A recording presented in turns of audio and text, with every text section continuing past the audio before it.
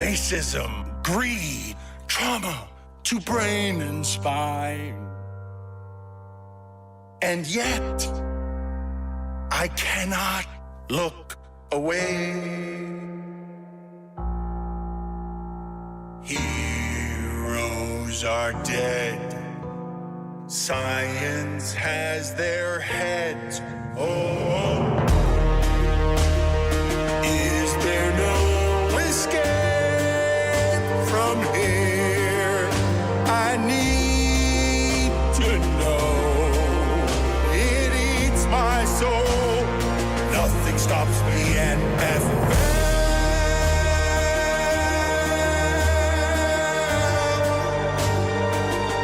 is this heaven or hell? I can't tell. It's human cockfighting. CTE, prayer circles. They blackballed the black baller. They tried to end racism by stenciling it in the end zone. Billionaire boys using millionaires as toys. It's all immoral, all unethical. Ooh, the witching hour. Nothing stops the NFL.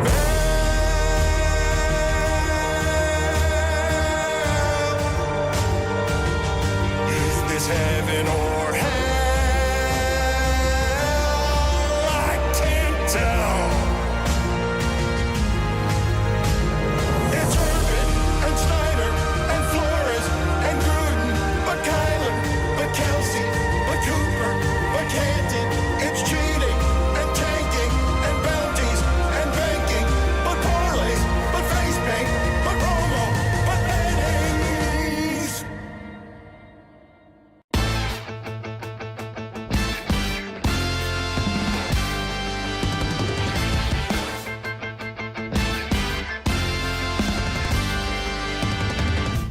Here we go.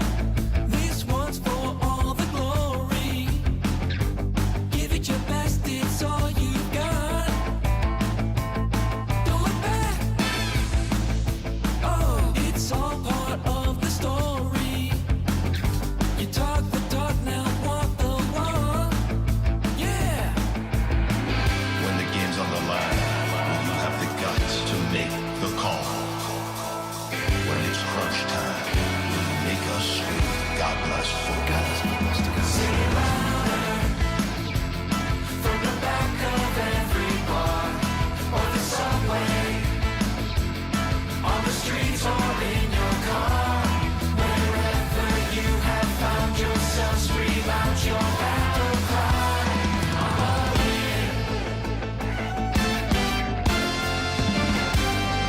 I'm all in.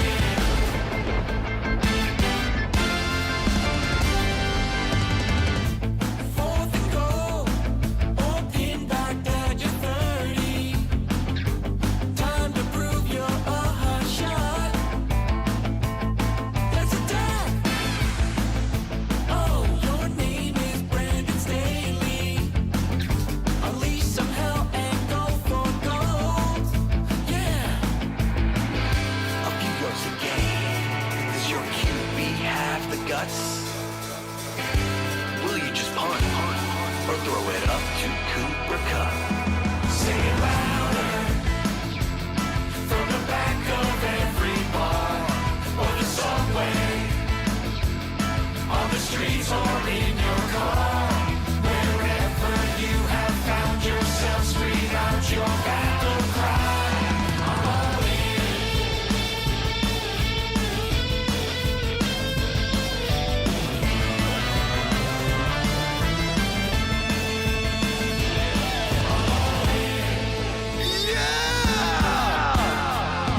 One play at a time, boys. One play at a time.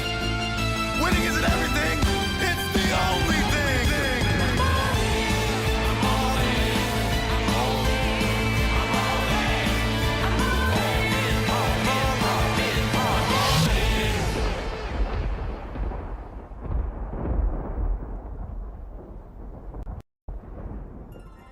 All in. All in? I'm a fan of the Jets. I'm a fan of the Jets.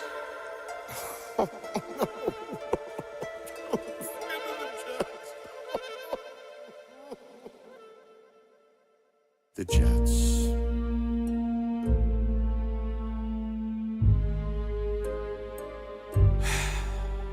The Jets. Why this team? The Jets. Ah, the Jets! The Jets!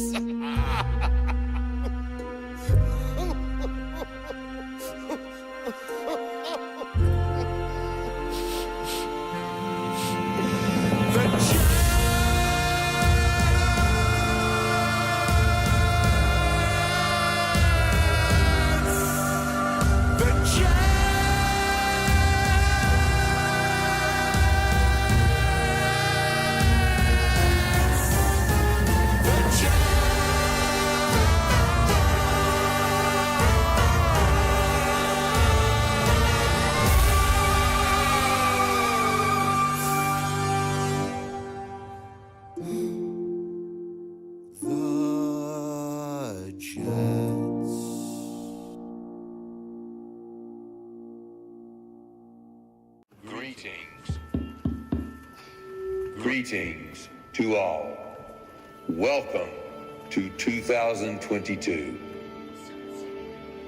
Omicron is on the run, and away it went. But oops, there goes gravity, and here comes a new variant. Omaha, Corona, Hut 1, Hut 2, nothing infects the Super Bowl, and nothing stops football.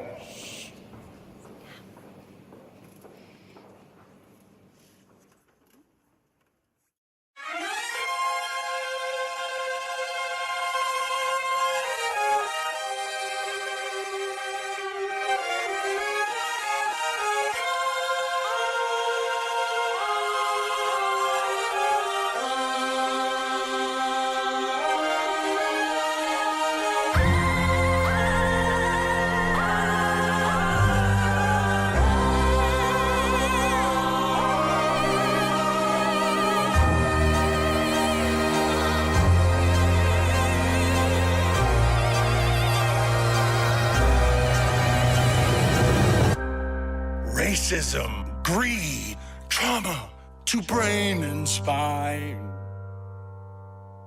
And yet, I cannot look away. Heroes are dead.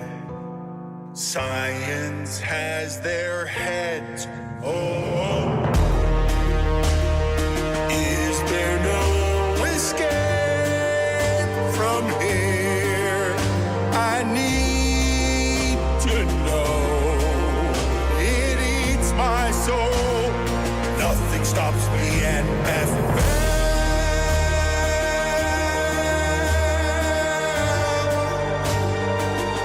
Is this heaven or hell? I can't tell. It's human cockfighting. CTE prayer circles. They blackballed the black baller. They tried to end racism by stenciling it in the end zone. Billionaire boys using millionaires as toys. It's all immoral, all unethical. Ooh, the witching hour. Nothing stops the NFL.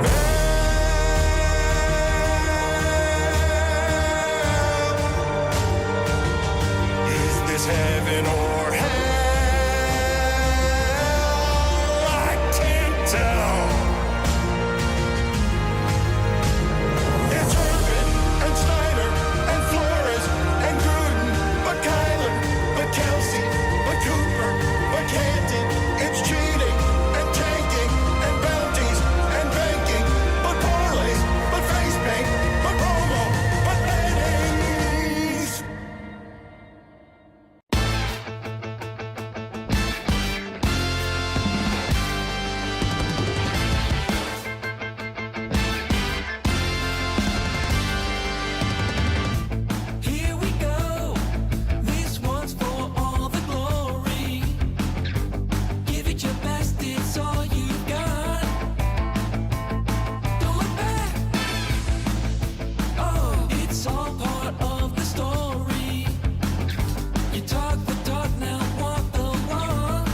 I'm a little bit worried about these questions Amin has put together. I haven't seen them, but he thinks they're too easy for Greg Cody. They're movie questions that are so easy that he is inevitably going to get them. We will get to them in a second, but we have 2 segments to do here with Mike Schur daily now.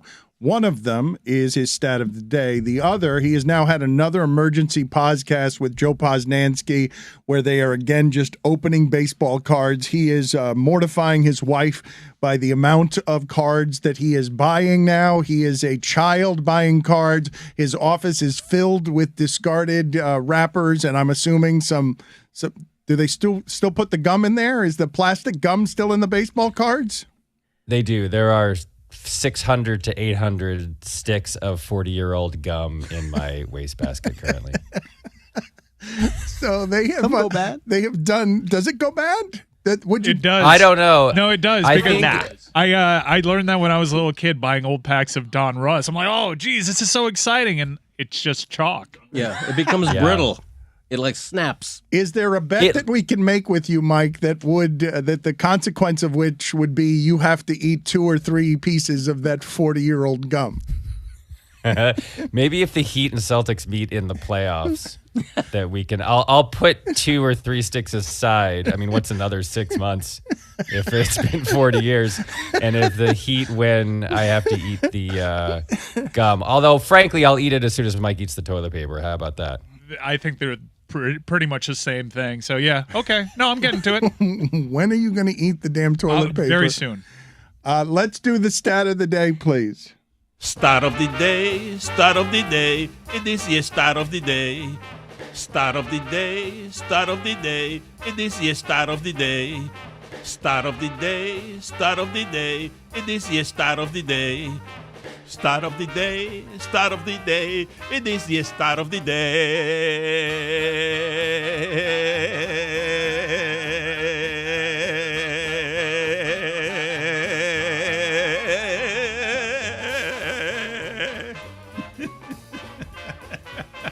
One thing to clean up from last week, I talked about how just by marrying into the Curry family, Damian Lee of the Phoenix Suns has become the second best three-point shooter in the league. I saw that on StatMuse, and I forgot to mention that. So shout out to StatMuse. Here's your stat of the day for today. Bob Nightingale pointed out on Twitter that if you add up all of the contracts that Carlos Correa signed to or agreed to this offseason, it's a 29-year deal for $865 million. Easily the biggest contract ever agreed to in baseball history, 29 years, $865 million. Do you have strong opinions on what happened there where he just ends up slinking back to Minnesota for half the contract at close to half the price? Well, I don't know if I have any other information, but it did occur to me that like this is the only way that mid-market teams can compete in that sport maybe is if guys sign with the Mets or another big franchise and then turn out to have an injury that might be debilitating, and so the Twins can get him for half as much. The Twins have to roll the dice for $200 million on a $365 million player. I like this move of mid-market teams misdiagnosing stars that they're going to lose so that they have the confidence to go to other teams not knowing how banged up they actually are, and then they have to come crawling back and then put out posts saying like, oh, I always wanted to be here. Thank God that I ended up here. This was my first choice after choosing 2 other places. So always where I wanted to be. Yeah. That's like that. I like the idea that the Guardians are going to call people in a couple of years and be like, you want to sign Jose Ramirez? All right. I mean, good luck with the medical, just hoping that something shows up and then the Dodgers have to panic and then he signs with the Guardians again. Put it on the poll, please, Billy, at LeBatard Show. Is the only way for mid-level salary teams to compete in baseball with fraudulent physicals? You are opening cards. You have cards in front of you today. We are, again, telling you to go to the podcast where they make this wildly entertaining. Joe Posnanski, one of the great baseball writers and writers in general of all time, and this schlub that he keeps around, Mike Schur, in order to make content. What do you have in front of you today? Well, I have other cards that we've been opening. Soon, I'm not sure exactly when there will be a podcast where we open packs of 1981 and 88 or 87 cards. But I feel like for this show, you guys want the good stuff. You want the 93 tops, right? This is the wheelhouse. Wow. So Yes. I think I'm just going to keep doing this. There's no gum in here, but Isn't there a charitable element now with some of this? What can we talk about and what can't we talk about because you are trying to raise money on behalf of a good cause as well? Right. So here's the deal. So we're raising money. Joe and I are raising money for the Eleanor and Lou Gehrig Foundation, or ALS Research Foundation at Columbia University, in honor of our friend Sarah Langs, MLB.com employee. You have heard me cite Sarah Langs a bunch of times on Stat of the Day. She's a huge baseball brain, and she is diagnosed with ALS at 29. And we're raising money for research to help everyone with ALS, including Sarah. So we wanted to do this thing where we have this auction of the cards that we open, and Joe's book on baseball and my book and all this stuff as part of a raffle. But it turns out we started a GoFundMe page, and it turns out you can't do raffles associated with GoFundMe because I think very reasonably they're worried about fraud and, hucksters and folks doing things that are not on the level. So there is a GoFundMe page which was momentarily frozen because of this raffle situation. We've now killed the raffle as part of the GoFundMe. So hopefully today you can go to the GoFundMe.com/Poscast, POSCAST, and just give money to a worthy cause, which is the Eleanor and Lou Gehrig Research Center. Separately, if you listen to the podcast, it's at some point in the future, we will have a raffle that involves us giving away old baseball cards and maybe sticks of gum for you to poison yourselves with and other fun stuff. So just go listen to the podcast when it comes out. We'll explain everything. And for now, hopefully that GoFundMe will be back up and running sometime today. Let's go ahead. Okay, that's an excellent All right, way here we go. That's an excellent way to sell it. Hopefully that GoFundMe will be running later in the day. Please. Well, throw what did money. you expected professionalism from us? Come on, here we go. I feel I'm like gonna you hold should this be close wearing to the gloves, microphone. Mike. You're gonna, if there's anything of value there, your greasy hands are going to devalue it. Yeah. I mean, come on. There is stuff of value in there. He has found valuable things. One of the initial podcast they did this. They found a Jeter rookie card. Wow. We did. Yes, we did indeed. All right. First card is Willie Wilson on the A's. That's the second time we've gotten him already. Yeah. Here's Jose Vizcaíno. Ooh, yes. There we go. Excellent. Eric Karros, All-Star rookie. Oh, wow. All Save right. that one. Handsome devil, Eric Karros. I always thought he was a handsome devil. Put it on the poll, please, Guillermo. Was Eric Karros a handsome devil? And also, is he still a handsome devil? I think he is. He still is on television, a handsome devil. I believe he is, yeah. Oh, here's Lance Johnson for the White Sox. Speedster, Lance Johnson. 2 hours of this available to you on the podcast, nonstop. Ron Darling, pitching for the Wow. Pitching for the A's. And it's a gold foil card. Check that out. Look at how beautiful that is. Careful. Just gorgeous. Oil. Bobby Ojeda, lefty from the 86 Mets. Lost a finger. Stugotz's name. Did he really? Yes. It was wonderful, I think Stugotz described He said it was as. wonderful. The gardening accident that resulted in Bobby Ojeda losing a part of a finger. I believe that's it. It was fantastic. Yes, he didn't have another word. He's just sort of stumbling Caught through the in the day, air. and then he How's said, the Trump move? just lazy. Fantastic. Fantastic is what he called it. The losing of a finger. This will make you smile. It's Damon Berryhill. Ah, Guys. nice. Physically funny. Barry Hill, a funny last name. Jeff Fry. It's not a pack of 90s cards unless you get a small second baseman in there somewhere. Put it on the poll, please, Guillermo. Is it a pack of 90s cards if you don't get a small second baseman? How about Barry Bonds, folks? Look at that. Ooh. It's card number 2. I'll bet this is worth something. I'll bet it's worth a 380. Look that up, please. Oh, Look up, because part of the fun here, other than you delighting in radiant facial gestures that don't help us on audio, is finding out if these cards are worth anything. And let's give us some more details on that Barry Bonds card, please. all right. Well, it's card number 2. So the year this represents, I think, his last year on the Pirates, right? I think he went to the Giants year after this. He led the league in runs, slugging percentage, walks. This was right when he was becoming Barry Bonds, I would say. Pre-performance enhancers. but at the height of his beginning of his prime. Wow. NL Player of the Month for April 1992. You all remember that? Is it very? It's the sideways one, right? Runs. Yeah, it's a horizontal card. Yeah, I'm seeing it. Nice card. Look at that. I'm seeing it from anywhere between $25 and $100 on eBay. Wow. I see $2.83. Wow. $2.83. A bargain. I should be wearing gloves. Yeah. Some people are saying that. Mike Lavalier. Yes.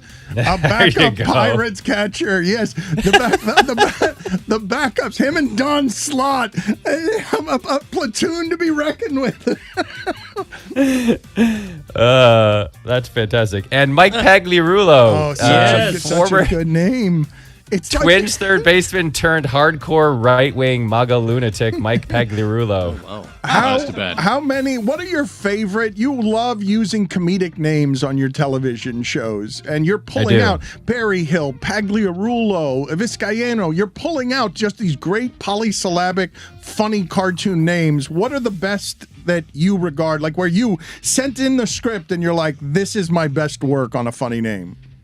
I'd have to honestly do research on this because I came up with some truly insane names, mostly on the show Parks and Rec. There were I'll make a list. Next time we'll do a top 5. Okay. Because this is a common comedic device of yours. I don't understand how you keep pulling out cards that have funny names. Because a lot of people have funny names. That's part of my point. When I use funny names, is like a lot of people's names just in the world, their names are funny. But I did something. So over the weekend, I opened 1 million baseball cards, and I've set aside some. I have a top 5 list of the 5 funniest baseball card names I have found so far. You want to hear it? Yes. Oh my God, get the fanfare there. Let's do it from the bottom up here, and we're now going to combine musics here in a way that is a little uncomfortable. But number 5, Mike Schur. Mickey Klutz. Such a good look on the card too. Terrible mustache. Number 4. Randy Lurch. He looks like a lurch. He does, doesn't he? Number 3. Biff Pocaroba. You're not going to do better than that. You don't have 2 Oh, yeah? better. No, Biff. you do not have There's 2 better. 2 more, You Dan. do not have 2 better than that. Can't top You Biff. don't have 2 better than Biff Pocaroba. Ready? Number 2. Shooty Babbitt. Yes. That's better. That is better. Yeah. I disagree. Shooty Babbitt? Shooty Babbitt? It's Biff. How many Biffs are we making? And then the last name, you're stumbling over. It's got 3 speed bumps in it. Pocaroba. Did Shooty Babbitt sign that card, Mike? No, all the 82 Topps cards had fake signatures. Oh. But now I'm going to try to track him down and get him to sign it for real. Because look at that card. My God, that's gorgeous. I know that most people can't see it. It's You know very Shooty Babbitt? I don't. But I'm going to make it my life's work to meet him. Dan, Are you ready for number 1? Hold on. Dan is a good point. How many other Biffs are there? Because all I know is Biff Tannen and the Biff that you just named. I'm surprised that his name is actually. I thought Biff was a nickname. Isn't it? No, it's. I mean, on his Biff wiki Tannen. page. On his wiki page, it says Biff Benedict Bocaroba. Man, Yeah. Benedict Bocaroba is also wonderful. Like Biff, I'm not even sure. Put it on the poll, Guillermo at Le Batard Show. What's the funnier name, Benedict Pocaroba or Biff Pocaroba? And number 1, Mike Schur. Pete Lecoq. Yeah. I also found this. Check this out. This is amazing. Dan Ainge. Oh, look at that. Oh, not Danny. Yeah. Look at that. Not Danny yet. That's got to have some worth too, doesn't it? Dan No, it Ainge. That never it happens, does. right? It never goes from Dan to Danny. It goes from Danny to Dan. That's what right? shocked me. Yeah, as he aged, he youthified his name. Yeah.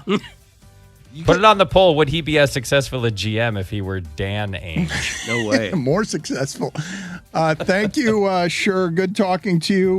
We'll be doing this every day. And again, he hopes the GoFundMe page is up for you to donate to because it is a good cause. He's going to be opening baseball cards here daily. And you can check out the podcast where you get a more sprawling endeavor. 90 minutes to 2 hours of them opening baseball card packs. Thank you for being on with us, Mike. All right, see you tomorrow.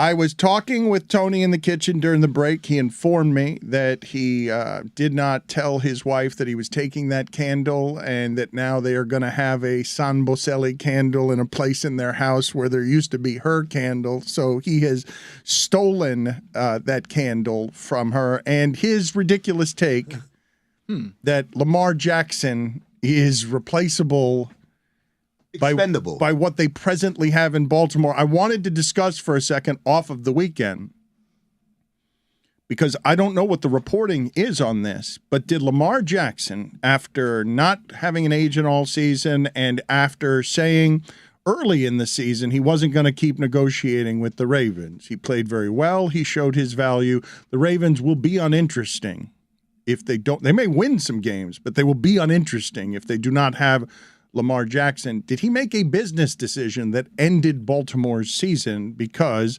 long-term he wants to protect his knee? He does not want to play a playoff game against the Bengals. That team was in a lot of one-score games. That team could have won the AFC, could have won a lot more than it did. Lamar got hurt. Did Lamar Jackson make a business decision at quarterback because he's going into the offseason? He wants his money, $250 million or more.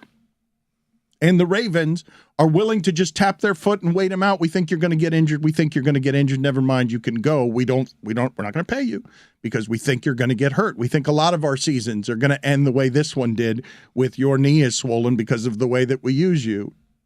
Did they just lose a quarterback, an MVP cornerback, because Lamar Jackson made a business decision? Wow. I can't imagine that's something that would ever be admitted, by any of the parties involved. I don't think L-Jack ever admits that he's putting himself above his team. But it seems obvious. It seems something many of us might do. It seems like the wise, prudent financial decision. It is worth noting that Marlon Humphrey came out in the press and said that he shouldn't be saying this, but Lamar Jackson is limping around the facility. So there's a genuine chance that he is still injured. But Lamar Jackson spoke for himself. He said, I've suffered a PCL grade 2 sprain on the borderline of a strain 3. There's inflammation surrounding my knee, and my knee remains unstable. So he did come out and say that his knee is pretty banged up still. And this was a week after there were positive reports surrounding his recovery that probably were put out by the Ravens. If you want to apply some kind of leverage tactic, maybe to apply pressure on him to play, seeing that if the public thinks he's progressing, why isn't he coming out there playing? So he took the messaging into his own hands. Forgive me for interrupting you. You saw Kevin Durant trying to get back, set his career back for 18 months, not going into a giant contract year. I'm not even condemning Lamar Jackson if he makes that decision. I think a lot of people in those circumstances end up playing, shooting up, harming themselves in ways unseen because the pressure is so great to get back there. But if I were him, I would make the same decision, even if I was close to unhealthy, but could actually get out there. I'm not trying to make a run through that sport in the playoffs on a bad knee when it could cost me $250 million if I tear up my knee. I don't even offer it as judgment. I'm just asking the question because I'm wondering if he could have shot up and played like a lot of guys do, and I don't blame him if he says I'm not shooting up and playing. Right, and I think the thing to remember is that he's made $25-30 million in his career. Right, that's a big difference in him and Kevin Durant. Kevin Durant at that moment in the finals, not in the playoff game, in the NBA finals, because remember, he gets hurt and he sits out the rest of the Houston series and all of the Portland series and the first couple of games of the finals. So he comes back in the finals, and this is someone who is at the peak of his sport. He's already won 2 championships, 2 finals MVPs. His money is guaranteed. His money is guaranteed, and he's made a lot of it at this point. I know $30 million is a lot of money. I don't write in. I'm like, I can't believe you said that. But in the grand scheme of where Lamar Jackson expects to be earning. And what he's worth. That's not enough to walk away with that. By way of example, think of Isaiah Thomas, who made, I think, a little over $23 million in his career before having that hip injury that basically changed the course of his career. So it's a very real business financial decision that I don't think any of us can begrudge, in the same way that we say this about college kids who sit out a bowl game. Oh, but Ravens fans would begrudge it. Well, I mean, it's because they're salty. Yeah, because football fans are conditioned that you play hurt, and if you're going to play hurt, you especially play hurt this time of year. The Dolphins were very close to making Terran Armstead the tackle on the inactive list Sunday, and he begged to play. He begged to play. That's the only reason he wasn't inactive Sunday at Buffalo. But isn't this like a product of the actual contract negotiations themselves? Because like we've talked to Ricky Williams a lot on this show, and one of the things that he says is there's a moment in my NFL career when I realized that the people in charge didn't care about me. This wasn't college anymore. It wasn't one for all for one, and you sort of experience the cynicism in real time. And I wonder if, like, Lamar in year 2 of his career, when he was still enjoying everything that was happening, might have shot up and played. But because the Ravens didn't give him what he wanted, it's been reported that he asked for the Deshaun Watson contract after it was given fully guaranteed, that maybe it's because of the business. He grew up. That's the reason why With he didn't no play. agent. And as you said, Amin, he's only made $32.7 million in his career. It sounds ridiculous for me to say he's only made $32.7, but relative to what is on its way, it's 8 and 9 times the money that the next contract will probably give him. And again, like, if he had made $300 million to this point, there is a level of maybe I can gamble a little bit on this, all right? Or if he, a few years in, but this is a guy who's played 5 years, 6 years, whatever it is. All right? He's so young and he's made relatively not that much money. There's no reason. And by the way, it's not like this team, if he does play, is a Super Bowl favorite. If he plays, right? How far? That defense has been awesome. That defense has been great. I heard Mina talking about this. Like, it doesn't make a lot of sense for them to not extend Lamar because this is the window. They know what the issues are on offense. It seems as though Dobbins finally came around, started showing signs that he's getting a little healthier. I will say, though, yes, Lamar Jackson is very young. And in the last 2 seasons, we've seen it play out. Why you would be scared to give him that big money. Because their last 2 seasons have been ended because he's been hurt. It's starting to catch up to him. I mean, doesn't this feel a little bit like the Kawhi Leonard and San Antonio situation where he's saying, hey, look, I'm not ready. The doctors are pushing me, obviously from pressure from the higher-ups. Maybe the Ravens doctor's like, hey, I think you can go. And he's like, listen to my body. This is not what's going to happen. Yeah, well, Kawhi, the part that is lost is that he had a situation when they said, you're healthy, and then he went out there and he got hurt. And part of it was like, you guys said I was good, and I got hurt almost immediately. And so there was a distrust beyond just the general distrust of doctors and I know my body. He had been burnt by the Spurs medical staff in his mind before. So at that point, he was like, look, I don't feel good. I don't care what your tests say. But yeah, I mean, this is we always talk about an athlete knowing his body on the other side, right? When it's like, he's hurt, but he's going out there. It's like, I know my body. I know, I know what I can and can't do. But we don't give them the same credit when they're saying, hey, I'm listening to my body. My body says, no way. I want to get to the top 5 ridiculous movie questions that Greg Cody will probably not know some of the answers to in a second. But from that game, this was a playoff game between Cincinnati and Baltimore, and I had only 2 takeaways, and I believe many of you had the same 2 takeaways. When Sam Hubbard ran the length of the field with the football game with Baltimore season, when at the goal line, Baltimore's just trying a quarterback sneak, put the ball over the line, and it's taken 99 yards in the other direction, the play that decided that game. One observation I had that I'm assuming all of you had is, holy shit, I did not know Mark Andrews was that fast. All of those giant people running at that rate of speed down the field, and Mark Andrews, a tight end with a funny mustache. I now understand why he's been open for the last 4 seasons, even though Lamar Jackson doesn't have any help. And the other thing that many of you noticed is that Al Michaels and Tony Dungy are sleepy old people. Yeah. And you got really mad at Al Michaels, who now reacts to your criticism by calling it internet compost. I like that term. I don't understand why we have so few broadcasters that Amazon has to share Al Michaels with NBC to work with a Tony Dungy he's never worked with before. Like, and Kirk Herbstreit has to be everywhere. We don't have any other broadcasters. He's got to fly all over the America to do, I don't know if you guys saw his schedule, but I think it was 36 cities in 4 months. He's got to be everywhere. And Al Michaels, approaching 80, with a diet that has famously no vegetables in it, is a little sleepy at the end of the broadcast, and he's getting crushed. And one of the great broadcasters of our time, because you're not allowed to die a hero, is getting just crushed for not having the appropriate call in Jacksonville Chargers that you got from Tirico on Cincinnati and Baltimore, because Tirico's emotion, and it was just a perfect call where he was just as excited about the moment as you are. And a whole lot of people spent the weekend crushing Al Michaels for the way, how bored he and Tony Dungy were in that the amazing comeback of the Jacksonville Jags. I don't want to hear any criticism of someone who is executing his role in an emeritus role. That is his role at NBC. After he left Sunday Night Football, he has signed a contract. It is called an emeritus role. That sounds wonderful. If I ever make it to emeritus status, I will know that I have made it in life. Yeah. Al Michaels is an emeritus at NBC, and so you know what he can do Jags Chargers. If it doesn't match the energy that you want, he's an emeritus. That's right. Leave him alone. It gives you a lot of leeway. Emeritus, a lot of leeway there. ASU alum. Forks up.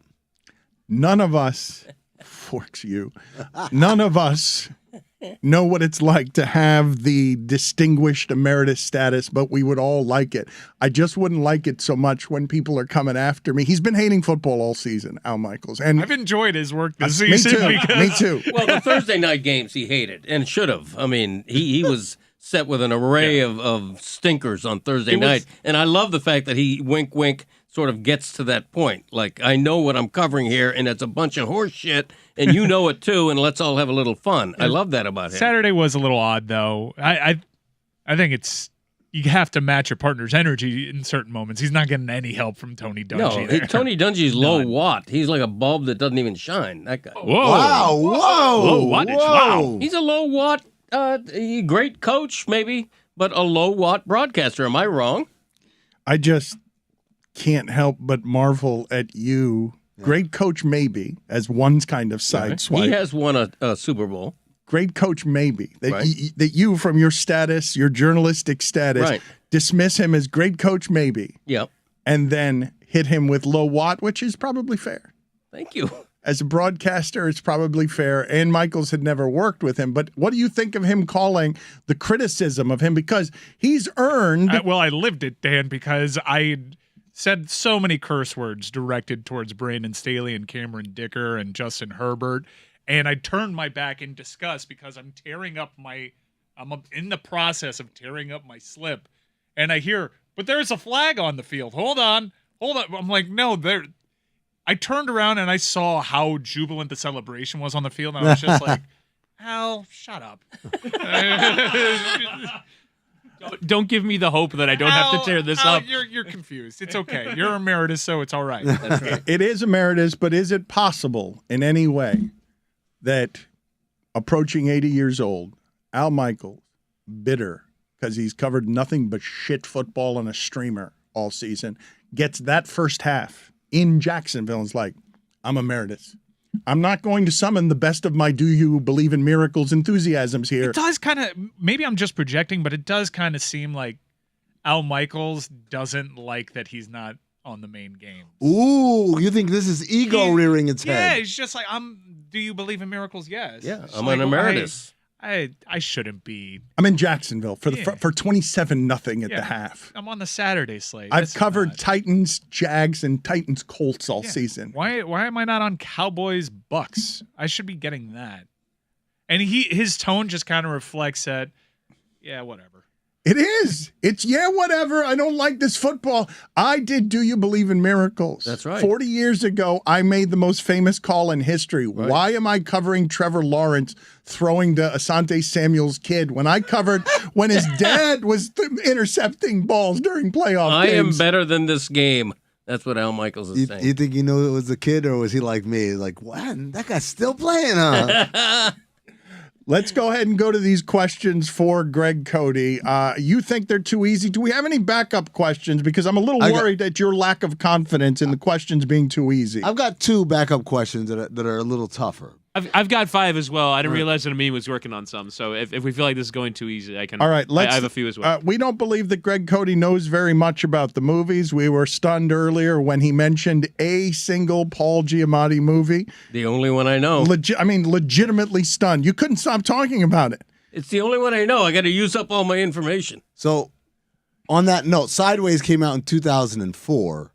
The last movie Greg saw in the theater before Rocket Man was Swing Vote. That came out in 2008. So I came up with 5 questions for movies that all came out before then. So I'm not cheating you with new stuff. This is all pre-2008 movies. The all right? older the better, because if you ask me about It's a Wonderful Life, I'll tell you all you need to know. Let's start with one that's 50 years old almost. The voice of Darth Vader is... Oh, that's good. That's easy enough. I know the guy's name. Yeah. I'm just trying to think of it. What does he look like? Describe him. The black guy with the deep voice. A lot of them. That's Barry White. He's the one. Roy Bellamy. No, he's the one I'm thinking of. I am your father. The one you're thinking hang of. on. Barry White. He's in commercials, and he does a bank commercial, I think. Oh, wait, let's guess. I think you might get this wrong. No, hang on. Are you in good hands? Oh, no! All right, I give up. I don't know. No. We'll come back to it. We'll come back to it. Okay. Number 4. Okay, well... I'm just going 1 through 5. You were playing with fire when you asked him to describe him. I was worried. Yes, there are I'm some. picturing him. I just can't think of his name. I think he was going to go to Samuel L. Jackson. I got very no, afraid. No, I wasn't. No, he's older. He's an old guy. I'm picturing him. Yes. Can I give him a clue? Can you describe a little more about him? Yes. Graying at the temples. Can you name something else that he's either been in or done that's of note? No. Okay. Number 2. Wait, there's a decent shot. He still thinks it's Morgan Freeman. Oh, that's it. That's what I thought No, it was. I'm picturing Morgan Freeman. Why? All right. You know Morgan Freeman is Darth Vader? Yes.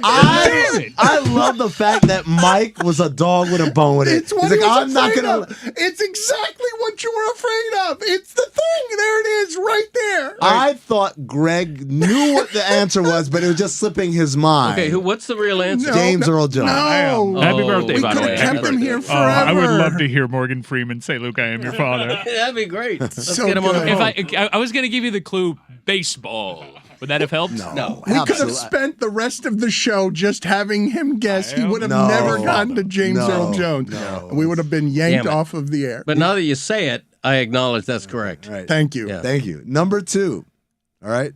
Because I'm not going backwards. These are. You mentioned that already. That I was a feel great like first question. it could go without being mentioned, but yes, you're not doing it 5-4. You're doing it your way. This is He had him as the Allstate guy. I know it. Yeah. This is a fairly. This one.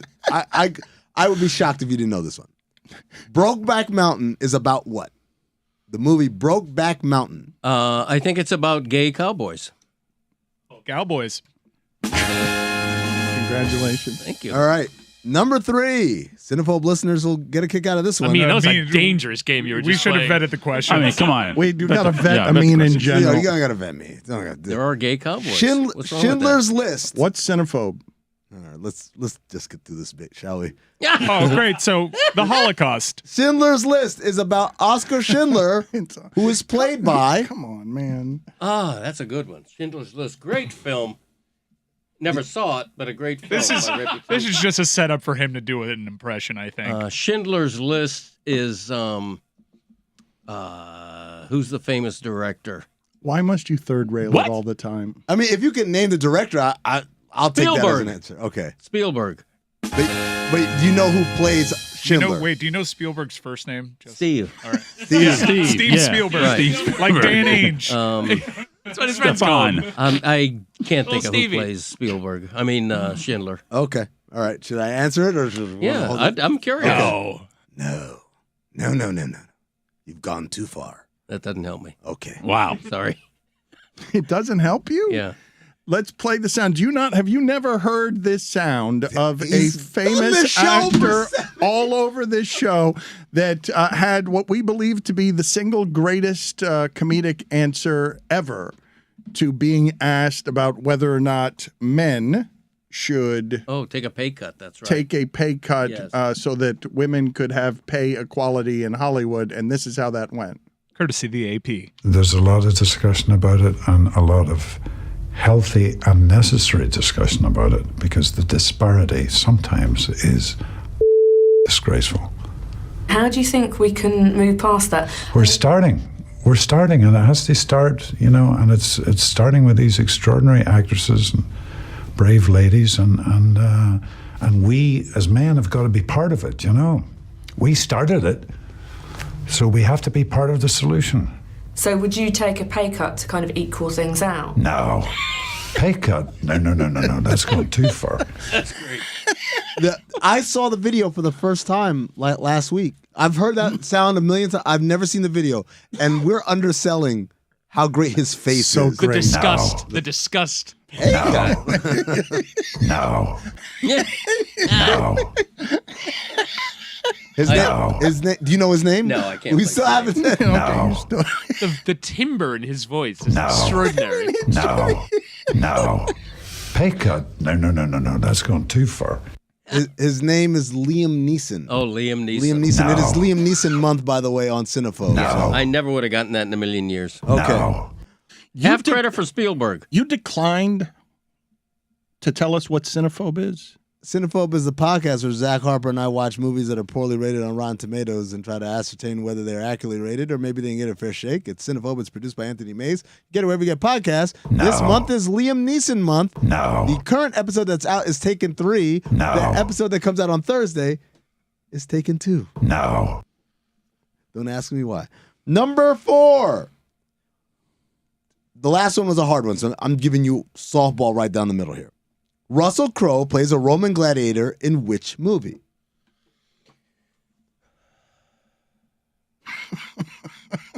I feel like Russell Crowe plays a Roman gladiator in just about every movie, doesn't he? Not a bad shout.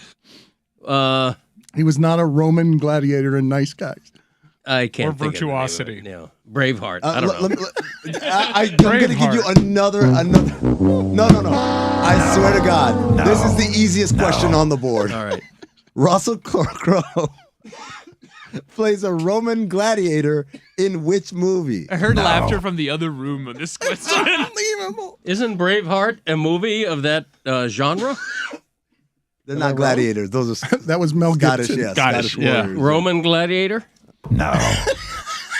Roman Polanski. I don't know. Why? Somehow getting more and more dangerous. Okay. All right. The movie was Gladiator. Half credit. Just like for Spielberg. No. Credit? Yes. No.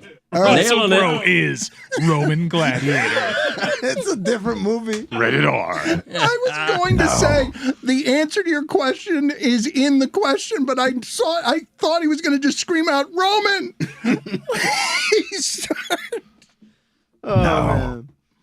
Final question, and this one's going to be hard for you. Now, given that you didn't get Gladiator, you didn't get Although we Schindler. had the visual of Morgan Freeman as Darth Vader. Damn right. You're welcome. Now we have the visual of Morgan Freeman as the gladiator.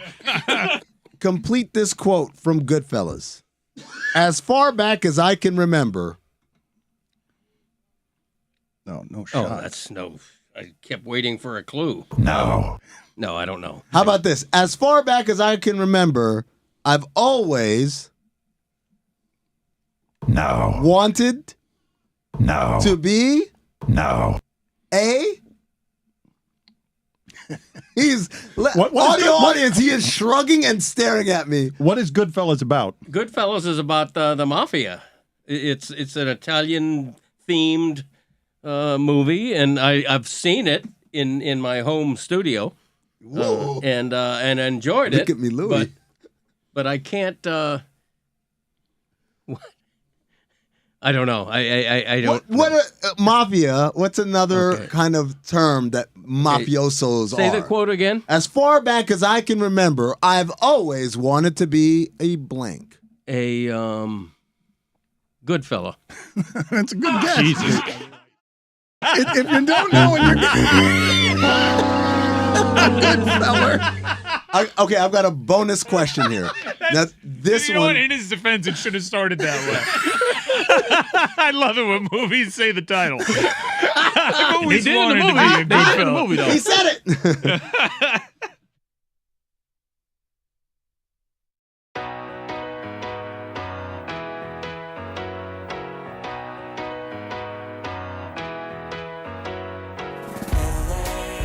I'll spend all night out in Venice, then make castles in the sand. Santa Monica's How much money is calling. it when we look at here, looking at LeBron, looking at the NBA? If at every turn your answer is, well, I have 250 million, right? I'm worth 250 million. I can't be, crossing China because I got to grow that wealth.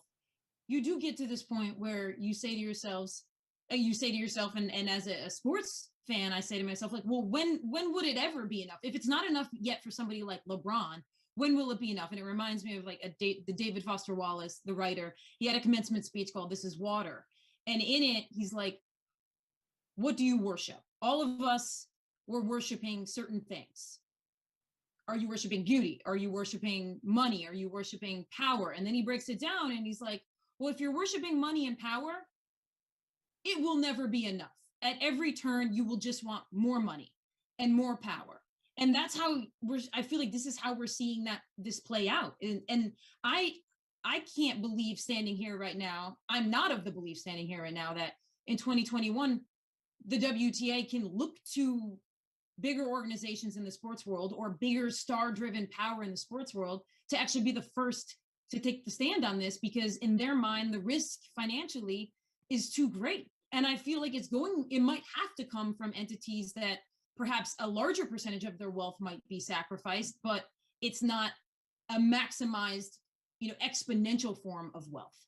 Or maybe you don't have any values in the first place, or maybe when you're talking about human rights, they're just words. And I think that's when you're the IOC, that's what I got from them.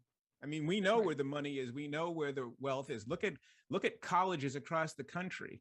The Chinese money is affecting everything across the United States. You look around, everything in this house is probably made in China. Look at the iPhones that run. This is a story that is going to test the actual values that you say you have.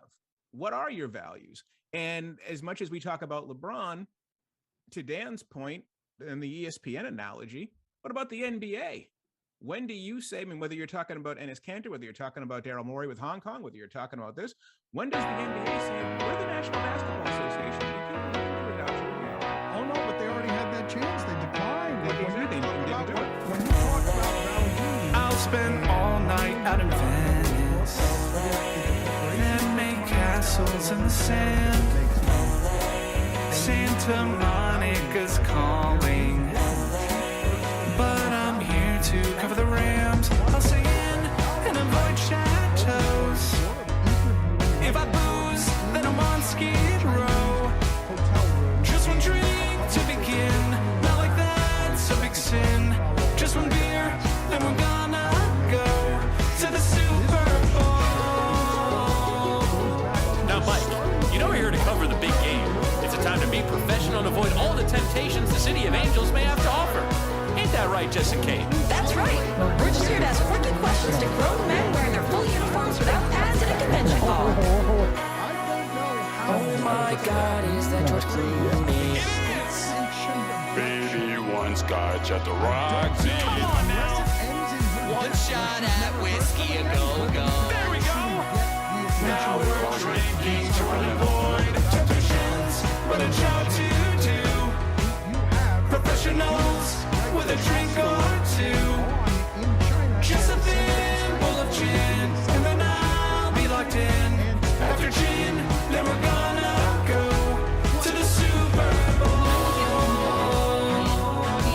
To the Super Bowl.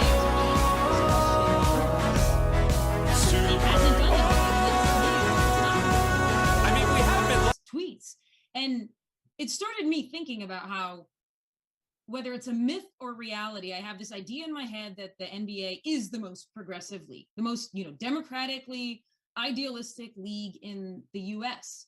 And the reality, as I'm starting to look at it, is that it feels like the NBA has taken its moments to essentially score. Yeah, there's no rule against covering the big game and enjoying La La Land. Wait a minute, it's the walk of fame. So much to see instead of the big game. And the traffic. 19 when that happened. And so they're scoring these easy points. And yet in crunch time, in the pressure moment. No, but too much. No, but this intersection is not in place anywhere else, though, Kate. When you have what Howard is talking about, the NBA has won in this market. I'll spend all night out in Venice and make castles in the sand. Santa you, because they set it out. Then the dollars are what lead here because Daryl Morey.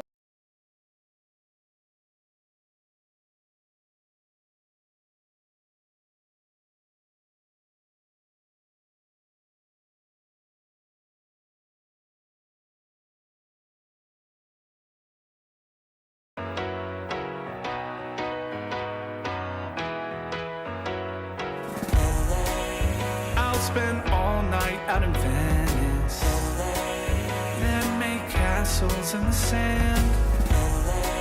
Santa Monica's calling, but I'm here to cover the Rams. I'll stay in and avoid chateaus. If I booze, then I'm on Skid Row. Just one drink to begin, not like that's a big sin. Just one beer, then we're gonna to the Super Bowl. Now, Mike, we're here to cover the big game. It's a time to be professional and avoid all the temptations the City of Angels may have to offer. Ain't that right, Jess and Kate? That's right. We're just here to ask quirky questions to grown men wearing their full uniforms without pads in a convention hall. Oh my God, is that George Clooney? It is! Baby, one scotch at the Roxy. Come on now! One shot at whiskey a go-go. There we go! Now we're drinking to avoid temptations, but a job to do. Professionals with a drink or two. Just a thimble of gin, and then I'll be locked in. After gin, then we're gonna go to the Super Bowl. To the Super Bowl.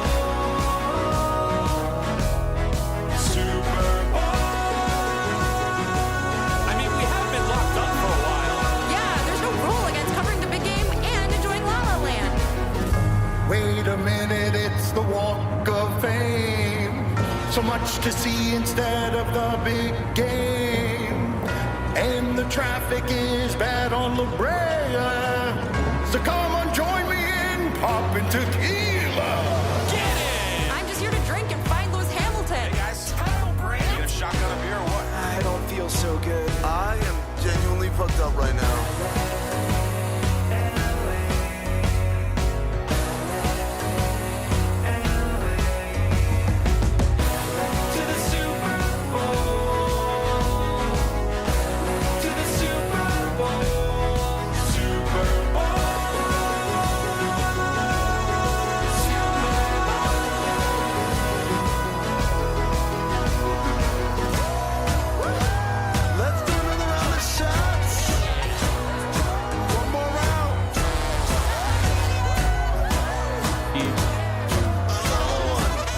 What are you guys laughing about?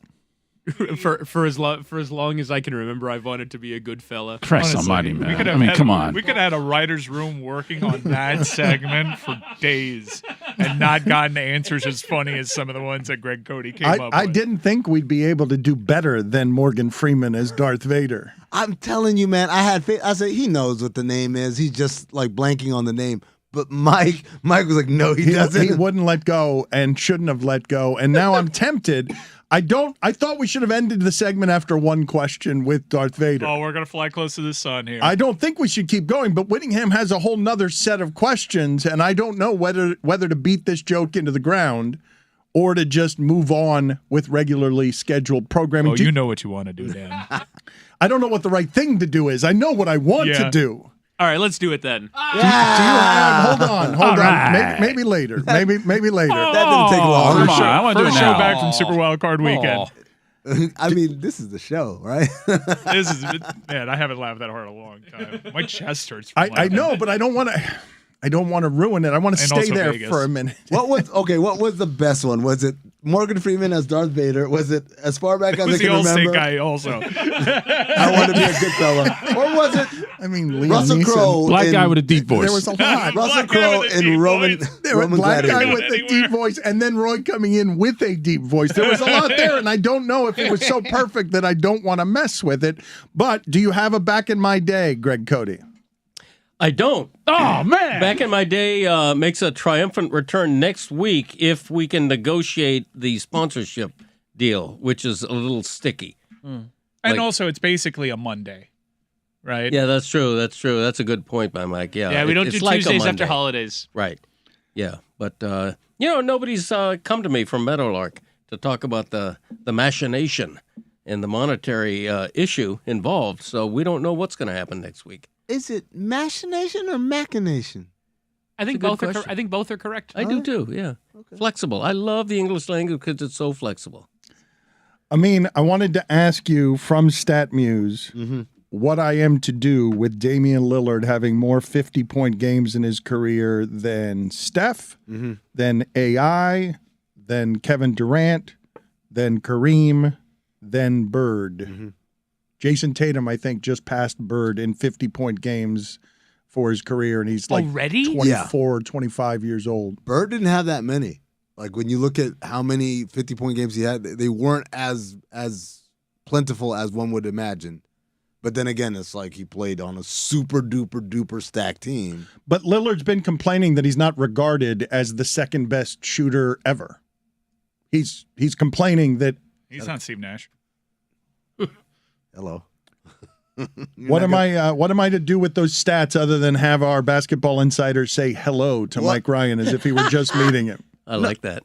Look, man, he brought up a good point. Like up until Steph Curry, I remember we were saying, the greatest shooter of all time is Steve Nash. In terms of being able to shoot from anywhere at an incredibly high percentage. 3-pointers, mid-range, floaters, runners, layups at the rim. He is an amazing shooter. And then Steph Curry basically did what Steve did and did it on volume and didn't sacrifice any of the percentages. Again, it is to me in a sport where everything is debated. Everything is no, what are you, crazy? It's so-and-so. No one debates who the greatest shooter of all time is, to the point where his contemporaries are like, how am I not second? They're literally racing for second, like Larry Bird holding up the number one at the 3-point shootout. Having said that, Damian Lillard, shooting-wise, we're not saying scoring, but shooting-wise, his percentages are not quite blowing out of the water the competition. Competition being names like Ray Allen, like Klay Thompson, like Allen Houston for something, like Steve Nash. I don't think his percentages just blow them out. Now, he gets them on points and volume, but that I think is more of a function of he's played for most of his career on a team that has not done well for him. He doesn't have that many marquee moments because he's not often in the playoffs. And when you think about his marquee moments, they've come in the playoffs. Mm-hmm. So just get there and everyone can see what kind of showcase that could be for a player like him because of his refusal to leave Portland and his determination to make it work there. I think he's hurt his legacy in terms of casuals being able to talk about him with any kind of knowledge because he really is a dynamite shooter. He's terrific. Yeah. He deserves so much more praise than what he gets because he plays so far out west for the East Coast to talk about him, and they don't really get to see him in the playoffs all that much. You gotta do one of two things, right? Number one, either play for a team that is going deep in the playoffs consistently, right? I think they've been to the conference finals one time in his career. And they got swept. And they got swept. You got to be on the team out west that plays deep enough that they start starting the games at around 9 so people can see you.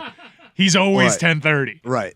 Or you got to play just somewhere that's not Portland, like not a small market. He's doubly damned in that his teams have not been elite consistently, and they exist in Portland. Like, so, for example, if Damian Lillard was the same player with the same exact career, but instead of playing for Portland, he played for Atlanta, right? Yeah, look at what Trae Young did with Right. that. Mm-hmm. Like he'd be, and again, Trae Young's got one signature moment really in the playoffs, right? They both have made it to one conference final each? Yes. Yeah, that was a weird conference final that the Blazers had because I think they led for more time and they got blown out in the series. Yeah, that was the infamous Andre Iguodala. These MFers are crazy. These MFers are crazy as he's run off the floor. And what people didn't realize was he was talking about his hands. He was talking about his hands in the third person. These MFers are crazy. I've got another issue. If I see you more on Modelo commercials than I do actually on the court, like in viewing time, there's a problem there. That's actually like speaks to the power of, the level playing field as far as marketing, right? There was a time, there's no chance he would get a Modelo commercial or a Hulu commercial, but because of the internet and because, again, he is a great player. Let's not mince words about that. The fact that he's able to have that much of a presence on TV in commercials is pretty big. I've got one more basketball question, and I know we should probably talk more football here and maybe some more about Tom Brady, but LeBron's going to get what many of us thought was an unattainable record. Just growing up, never thought you'd see that Kareem points record be broken, and he's going to do it. Are we ever going to get to a point that it hijacks the national sports discussion and it gets treated the way that it probably should be? Yes. Well, as we get closer, those weeks approaching it, it's going to be pandemonium, and it's going to be mentioned on every broadcast, and we're going to get live look-ins when he's like within striking range of him scoring this bucket. I believe he's got they're projected to happen either versus a game versus Milwaukee or a game versus Golden State coming up. If it's Milwaukee, it would be pretty cool because Kareem obviously played for Milwaukee and the Lakers, and LeBron plays for the Lakers and playing against Milwaukee. We have now lived long enough for LeBron to be legitimately stunned during a game against the Rockets when Jabari Smith Jr. comes up to him and says, "You played your first game against my father." And LeBron's like, "Huh?" And he's like, "Yeah, in Sacramento." And because LeBron has retention for dates and places, it sort of dawned on him who he was playing against. And he's like, "Oh my God, you've made me feel so old." Actually, the kid was the one that said, "You probably feel real old now, don't you?" Like I thought that was a dick move by Jabari Smith Jr. Also, the way you made LeBron go, "Huh?" made me think of an ear horn. What? He seemed legitimately surprised by that, and he's an old man, which is the only kind of man who could get to Kareem's record. But in true fashion, the internet never lets us down. You're Jabari Smith Jr., you make this throwaway comment, you have this fun moment with LeBron, haha, all cool, right? Nope. The internet did some sleuthing, and they pulled up the box score of that first game. Jabari Smith Sr. was on that team. DNP coach's decision. DNP CD. Oh, wow. And the caption was, "The old man left this part out conveniently." I was on the court for LeBron's first game, right? No, I played against LeBron in his first game. No, my feet were on the court. That is Dad telling Grandpa stories that age into lies. The older in life I warmed you up. get. Well, you would. If they put me in that game, if they put me in that game, you probably wouldn't even be talking about LeBron James. I wonder why LeBron didn't remember. Is it possible that the internet informed his son that his dad's a liar? Telling tall tales over Thanksgiving. The other basketball question that I wanted to ask Amin is somebody who likes, I'm assuming, the professionalism of Jay Crowder, comes from the Suns organization. Jay Crowder saying that he is hurt and confused that my coaches don't appreciate the things I bring to the team and organization. I have not heard very often in that sport someone who looks like Jay Crowder admit to under the bravado, I'm hurt and confused that no one here values me. The role reversal is amazing, right? Because the guy that you wouldn't think would be hurt and confused, or admit to it at least, is admitting to it, right? And the people he's accusing of not appreciating and kind of being a callous dick towards him is Monty Williams, who is the world's nicest man, right? It's an odd juxtaposition. Since no one actually wants to come out and tell us what the issue is, we're left to kind of draw conclusions before the season that Jay Crowder wanted a new deal, and the Suns are saying, he's going out of his way to say this isn't financial or contractual. Well, I mean, I don't know whether it's true or not, but he's saying this is not. I'm just hurt that my coaches don't value me. Two things happened before this season. One, they weren't going to extend him. They're going to play out the year. Two, he wasn't going to start. Cam Johnson was going to be the starter. If there's anything above and beyond those two things, Jay Crowder knows and isn't saying. But those are the two things that we know. And at that point, the decision came, well, I'm not going to play then, if that's the case. The Suns didn't bench him.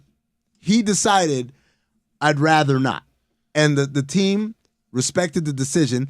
And it reminds me a little bit of John Wall in Houston, where John Wall said, I'm not going to play this season. I'm going to practice, but I'm not going to play. I'm just going to wait till I get traded, which sounds great on paper until you realize nobody wants to trade for you.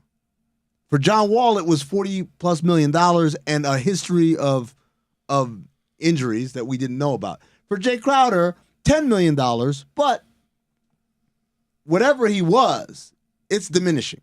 He's not quite the shooter that he was in Miami and his first season in Phoenix. In the bubble. Yep. And he's not quite the defensive player he was early in his career. That's not to say that he can't help a team, that he's not a good player. Whatever. I'm just saying, when teams are doing the math, I got to trade for a $10 million player. It means a couple of things. One, I got to give up, in most cases, roughly $10 million worth of stuff, right? What kind of stuff? What are the Suns asking for? Number two is, wherever that is, I'm now paying this much for a guy to do this role. And if you're listening and not seeing, I'm throwing up a smaller circle and a bigger circle, right? So, three, I know if I'm another team, his situation with the Suns stinks. It's not like they'll say, never mind, come back and play. So what's going to happen the day after the trade deadline if I can wait this out? He's probably going to get bought out, if not outright waived. At which case, I can get Jay Crowder for minimum, for prorated minimum. Why would I pay $10 million and give up stuff for something that I can get for minimum if I just wait You're interested in the transaction. I'm more interested in hurt and confused. I just don't. I'm not used to a guy saying that. I'm used to these guys feeling it and hiding it, trying to hide it. Well, I mean, I think he's trying to get public empathy on his side. I'm not saying he doesn't feel those feelings genuinely. I'm saying the reason why you say that out loud is because you want the court of public opinion to say, why are you guys screwing this guy over? Mm-hmm. Is there any salvaging this season for the Suns? I know they're battling through a ton of injuries. Right now they're playing some really bad basketball. They just got blown out by Memphis. Mm-hmm. They're not. If the playoffs started today, they wouldn't be in it. Mm-hmm. Chris Paul's only getting older. After being great last season. It looked like championship great It last looked like season. they were building something that was going to stick around for a couple of years and have some say in the Western Conference, and it's been a bit of a weird season so far in that conference. The Warriors keep saying, Draymond, most publicly, we are not worried about anybody in the West. They should be worried about Memphis. Memphis said the same thing. They're not worried about anyone in the West either. I admire them. I admire both those sides. They are so begrudging. The Warriors do not want to give Memphis an ounce of respect as Memphis tries to dunk its way to you will respect us. We are the young people at the foot of the throne. We want your throne. And all the Warriors keep doing is throwing four fingers in their face. We've won 4 of these. So today is January 17th. On December 4th, the Suns were 16-7. Right? They were 16-7. They were playing great. Chris Paul hadn't played all those games. He was hurt, but Devin Booker was healthy. And I believe at the time Cam Johnson was healthy and Cam Johnson wasn't healthy. Cam Johnson got hurt November 8th. So they lost Cam Johnson, their starting 4. Then they lost Chris Paul. Then they lost Devin Booker. And they lost Cameron Payne, which you say, oh, Cameron Payne, why do you care? He's been great for them. He's been great for them. And more importantly, if Chris Paul's hurt, you damn sure need Cameron Payne. So what's happened, Mike, it's not like things are falling apart because the Suns aren't good anymore. It's because they've been hurt. They're legitimately 3 of their 4 best players are hurt. I think the most shocking thing that Amin said is that it's January 17th. Wasn't it just New Year's Day? Yeah. Didn't I just see fireworks on New Year's Eve? How was it January 17th? I feel like I just saw Chris Fowler awkwardly welcome me into the new year after it can't be they missed January. that field goal. It cannot be No January. more Winter World Cups. No more. It can't be January 17th. Yeah, no, I agree. It can't be. No more. Big asterisk on that World Cup. Big, huge, doesn't count asterisk. But Mike, even with all of that going on, the Suns free falling, they lost 9 of the last 10 games. Everyone's hurt. They're out of the playoff picture. They're 2 games behind the 6th seed. They're 2 games. Well, it's just this season is insane because the Western Conference is so nutty. The East is nutty. The East is nutty. It can't be January 17th. It can't be. It cannot be. This is like the poster season for Wake Me Up in March type of. I hate parody. Parody's awful. Give me a team that's beating everybody's brains in. Let us do what Mike Ryan urged us to do 10 Phoenix Suns minutes of talk ago. Because I don't think any other show in America today, after that game from Tom Brady, is talking that much Phoenix Suns basketball. One of the greats looked himself in the mirror yesterday at a crossroads with his career, Jay Crowder. Last night, the Bucks looked incompetent. They got steamrolled. Dak Prescott, who looked incompetent against Washington a week ago, who had led the league in interceptions before Josh Allen decided to lead the league in interceptions, looked magnificent.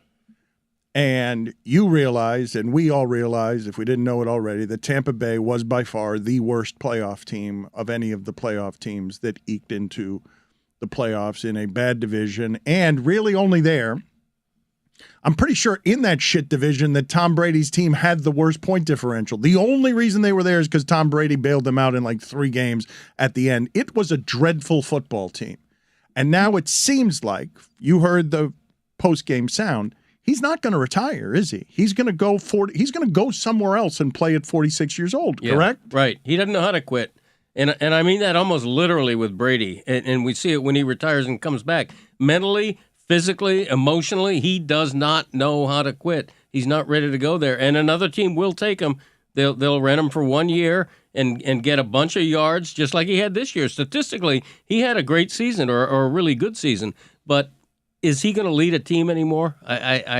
I doubt that. There's a really good situation. You doubt I think. it? There's a really good situation for him in Las Vegas. They already did the hard part, broke up with the greatest quarterback in franchise history in embarrassing fashion. Derek Carr's out of there. They got Devontae Adams. If they re-sign him, the league's leading rusher. They have his old offensive coordinator and Josh McDaniels. To me, that's the spot. Derek Carr has a no trade.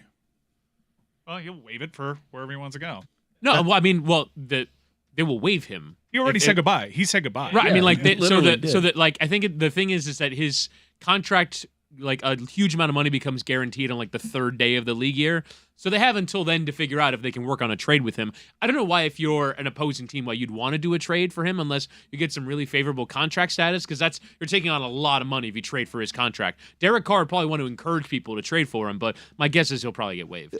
Isn't that? I mean, the idea. Greg said he doesn't know how to quit. More than half of his life has been spent in the NFL. Can you imagine doing something for more than half of your life and then one day just saying, I'm good?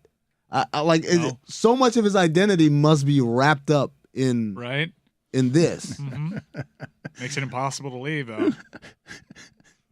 You just feel stuck. Trapped in a prison of your own making. Every day is exactly the same. The jokes become less funny. You're married to a fraudster. But I mean, like, is he not sort of wed to the idea of being like the greatest of all time, but in sort of a different way. Like, I'm just going to keep, like, the game will either break him physically or he will just have a truly awful season and find, like, I think he is going to try and push his way towards 50, right? Like, I'm going to keep playing until not that I get hurt. Well, it would have to be sort of a career-ending kind of hurt, but that I can't do it anymore. I want to defy every kind of expectation that one has for the normal aging process. He is trying to beat age. And the amazing thing is, we've been expecting that big fall off, that terrible season for 10 years now. Yeah. For 10 years. And he keeps defying it. And look at his numbers this year. He had a really good season. I think he was second or third in the league in passing yards. Well, they couldn't run the ball. They were last in the league. He threw 66 times last night. And their defense was terrible. The Bucs were one of the best defenses in the league, especially against the run, 2 or 3 years ago, and they were pretty bad this year. He does, by the way, I don't know if anyone else gets this feeling. I was looking at him at his press conference after the game. He doesn't look good, man. That dude doesn't look like... Really? I thought he looks pretty good. He looks got the gaunt. backwards hat on. He looks very gaunt. Look thin. And his skin is like a pale kind of like... Jaundice is the word that I thought of. Jesus. He does look bad. I agree with him. He doesn't look like... He does not look healthy to me. Look at you two guys. Look at me. I mean, I'm not Bill Hassan and Greg Cody having a go at Tom Brady's appearance. Just saying, man. He's older than you are, I mean. Yeah, and I look better. He's older than me. What is happening here? And I'll tell you what, I didn't have to sacrifice living a fun life. Oh, I can only eat these things. I can only do this. I don't know. Oh, don't touch that. Oh, no TV. That's Brady. Yeah, that's Tom Brady. That's Tom Brady, yeah. I thought it sounded familiar. No, he didn't have any fun in his life. Does the stat surprise you at all that Tom Brady, after 40, has thrown more touchdown passes than Troy Aikman in his entire Hall of Fame career? Well, I mean, it says more about Troy Aikman being a Hall of Fame. The craziest stat was now the Cowboys have surpassed Tom Brady in career playoff wins. This is the Cowboys. They're nicknamed America's team. 3-game losing streak only once in his career this season. Why would he quit? Why? In fact, he is. You guys mentioned earlier today that Josh Allen is a stupid-faced poor loser, but Tom Brady has no experience with losing, so little that last night when he's losing, he's actively doing soccer slides on people, trying to injure them. Straight red for me, Clive. With a red card for Tom Brady. Yeah. Put it on the poll, Studs Guillermo. up. Should Tom Brady have gotten a red card last night for actively trying to spike somebody? He is a very poor loser, but how would he have learned to lose well? Never. He would have never. And it was weird to watch. When the Patriots lost to the Titans in Tom Brady's final season, and the Titans kind of comprehensively beat them in the second half of that game. I don't think we've seen him lose a playoff game in that fashion, where it's just sort of a start to finish. They never got going, sort of drubbing at the hands. And Dak Prescott, for all the criticism that he took for turning the ball over, had a couple bad drives to start the game, but was sensational in that game. To sort of be outdueled in that way by Dak was kind of astounding. Anyone that's ever had Todd Bowles on their staff say he's a wonderful coach. I just don't have any evidence of that when he's the head guy in charge. There's certain people that are just cut out to be assistants. If he should have started his post-game press conference. So first 2 words, Brandon Staley. Wow. A distraction technique? Please talk about Brandon Staley.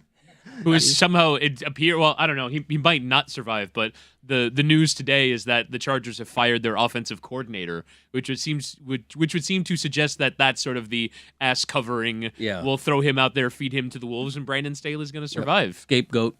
I love a good distraction. You know when like the ninjas have that bomb that they just throw down and smoke comes up and all of a sudden they're gone. Yeah. But imagine it was Brandon Staley instead of like the little smoke. That's what Todd Bowles should have done last night. He should have come up there and just like thrown something on the floor that made a blue mist appear and brought all the attention back to Brandon Staley. Could you imagine the news? Like Bowles goes out there after the game, he's like, man, how about the Chargers this weekend, huh? 27-0. Weird.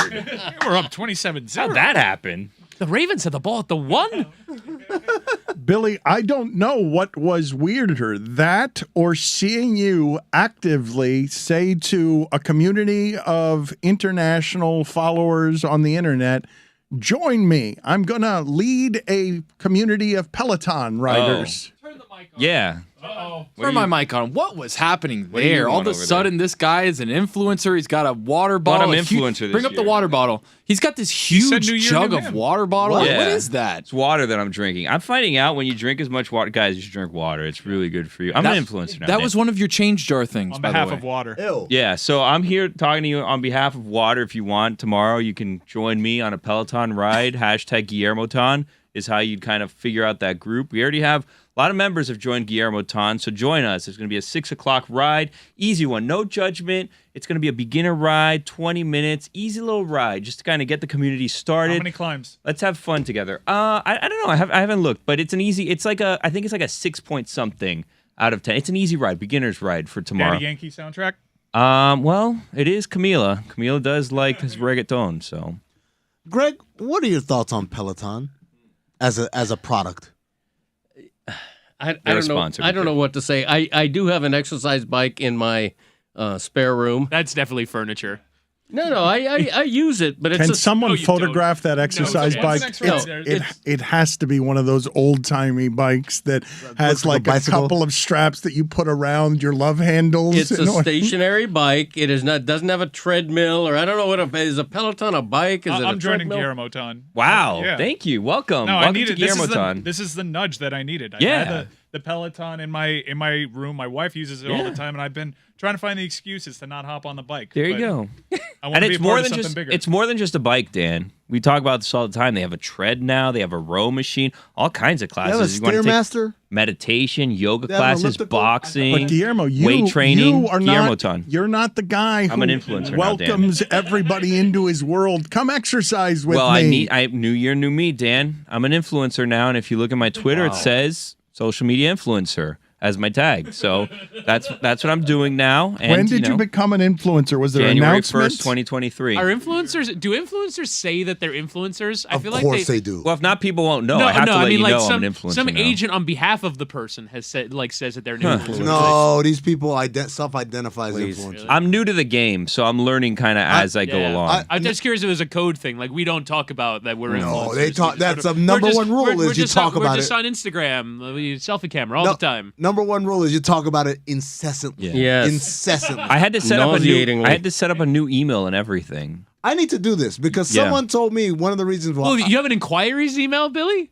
BillyGoBookings@gmail.com. Oh, if you want to book man. me. Yeah, really like this. I regret now saying it I'm because doing it right now. Hopefully, I get serious inquiries only. People, I'd just like to point that out. That's not what you're gonna get. You're gonna get a bunch of people like, "Hi, Billy," and that's it. Well, I That's hope it. not.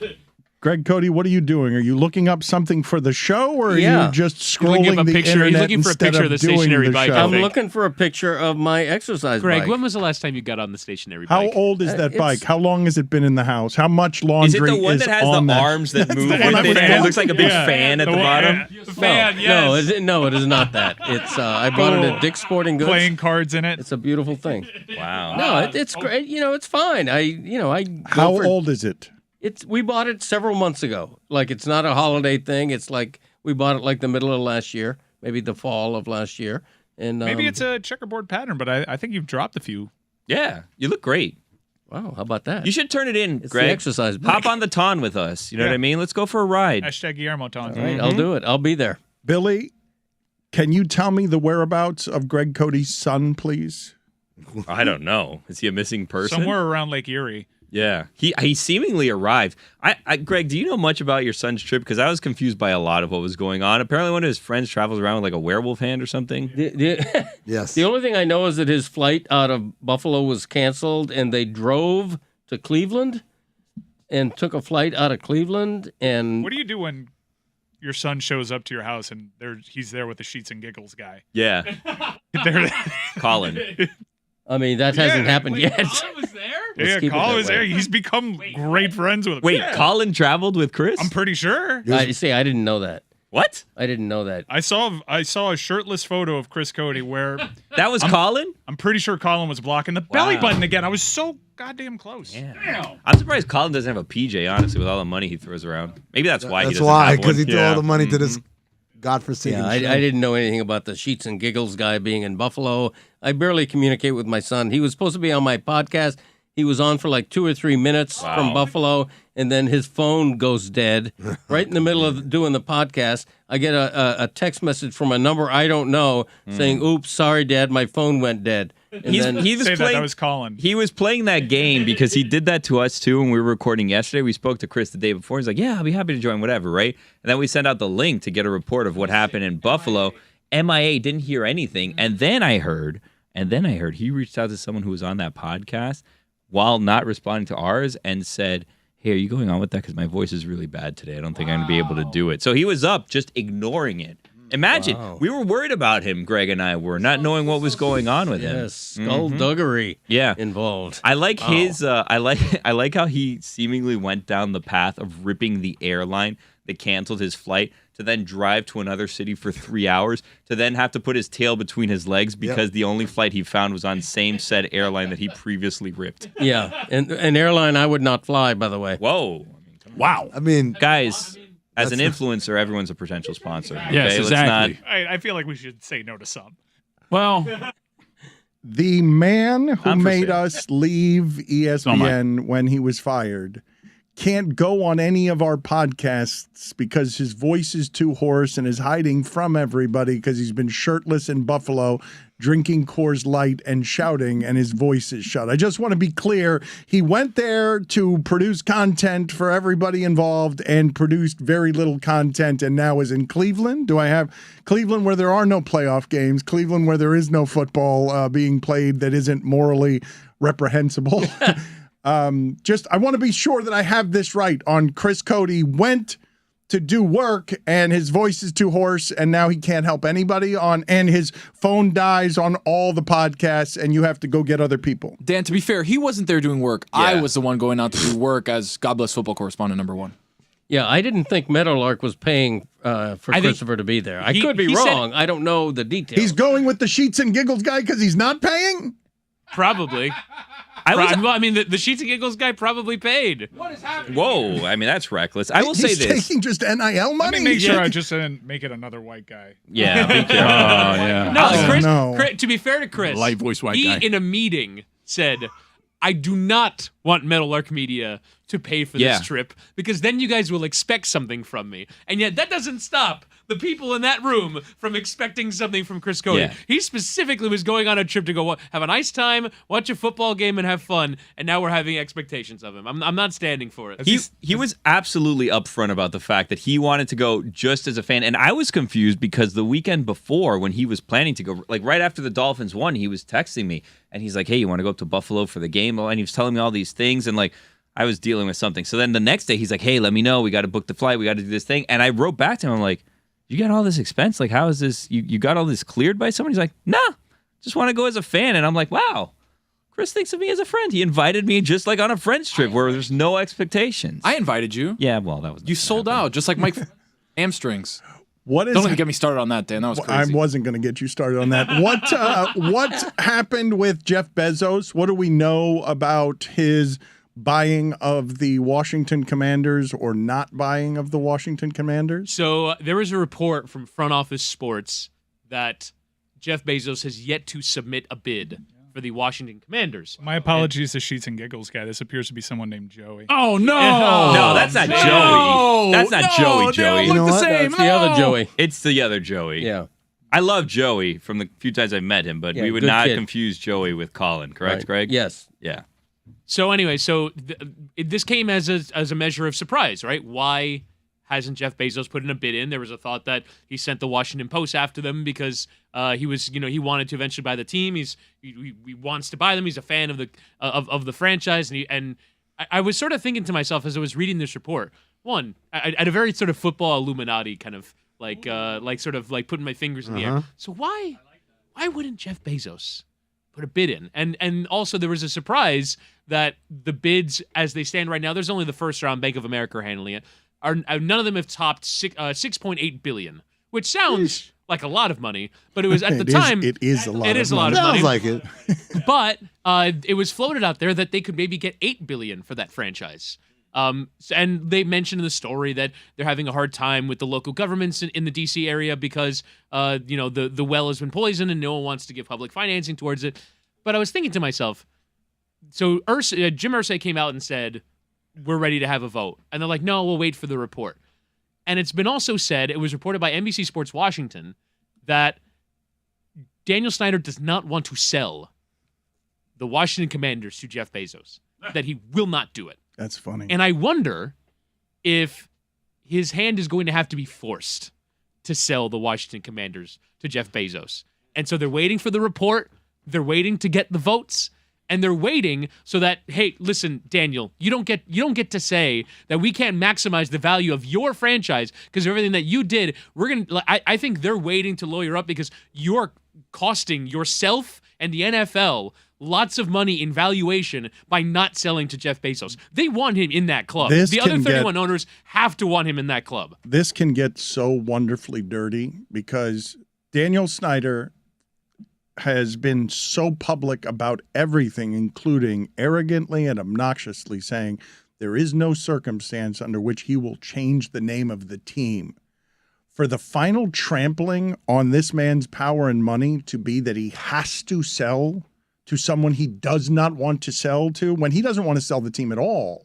This is his great identity. He grew up as a fan of this team. When he bought this team, he thought he was going to do something with it. It's been nothing but a laughingstock. He's the most unpopular owner in the history of the city. If the final indignity is him having to fight with lawyers over the NFL, him to fight with everybody because they're forcing him to sell, think about what I'm about to say, that Daniel Snyder would run that team that way and would be forced to sell for $8 billion. Right. He bought it for $900 million in 1999. That he would multiply his money by 8 or 9. That the great punishment would be. Yeah. The great punishment. No, Snyder, you're going to sell it for $8 million. You're not going to sell it for less to somebody else because you don't want Bezos to have a bigger bleep than you. And and also because he thinks that he was taken down by Bezos. And he will have been. Well, sort of. I mean, those journalists might have done that investigating anyway. Oh, Congress I don't mean is it that involved. way. I don't mean it taken down by the Washington Post. I mean that the final move, it's not just that he would be losing the team that he's loved since childhood. It wouldn't be just that he's disgraced every part of his name. It would be that at the end, Bezos would move into town and be the savior. Yeah. Like there would be no greater disparity between the owner you just got rid of and the popularity of the owner who's coming in than this one. It's not possible for him to leave more disgraced. That the final punctuation on it would be that also you have no power at the end. The money doesn't mean anything to you because it's so much money either way that you're going to get rewarded, that the final bleep you to Daniel Snyder would be that he would have not the freedom to sell to whomever he wants to. The money does matter a little bit because Snyder, I think, has taken out loans to buy out his minority partners. I think he did that like 2 or 3 years ago to buy out the remaining 40% of the team. So he owns all of it now. It was another 800 or 900 million, and he had to take out loans on it. But even still, to me, I'm sort of waiting for how is Bezos going to be inserted into this process, because it's clear for a while that he's wanted to be. And I don't know if it's the government aspect. I mean, certainly if you're dealing with local governments, Bezos can offer a lot more than just, hey, give us a football stadium. Like, Bezos can offer some alternative benefits to a local government that could be very useful for them. Amazon warehouses, whatever it is. He's got more to offer than anybody who could possibly get into this game. I got to assume that they would love to have him in their club. I think the ultimate indignity for Daniel Snyder, and it's going to be richly deserved, is that everybody on earth, the NFL, Commanders fans, people in general are saying to Dan Snyder, good riddance, you piece of dirt. We're happy that you're out of here. Language. Please, will you settle down? You piece of This is live on YouTube. We are live, and you just called him a piece of dirt. I had to edit myself. Did you do richly deserved on I believe I purpose, did given do the richly amount of? deserved, But did you yes. do it on purpose? I do given everything the, on purpose, Dan. He's so proud.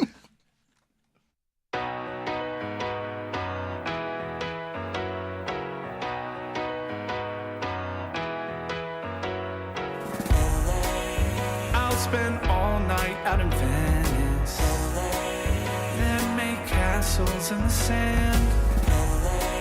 Santa Monica's calling, but I'm here to cover the Rams. I'll stay in and avoid chateaus.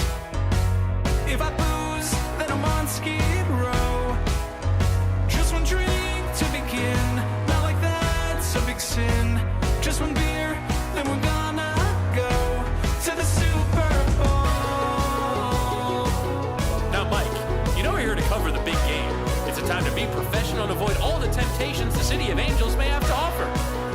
right, Jess and Kate? That's right. We're just here to ask quirky questions to grown men wearing their full uniforms without pads in a convention hall. Oh my God, is that George Clooney? It is! Baby, you one scotch at the Roxy. Come on now! One shot at whiskey, a go-go. There we go! Now we're drinking to avoid temptations, but a job to do. Professionals with a drink or two. Just a thimble of gin, and then I'll be locked in. After gin, then we're gonna go to the Super Bowl. To the Super Bowl. Super Bowl. I mean, we have been locked up for a while. Yeah, there's no rule against covering the big game and enjoying La La Land. Wait a minute, it's the Walk of Fame. So much to see instead of the big game. And the traffic is bad on La Brea. So come on, join me in popping tequila. Get it! I'm just here to drink and find Lewis Hamilton. Hey guys, Kyle Brand. Get a shotgun of beer or what? I don't feel so good. I am genuinely fucked up right now.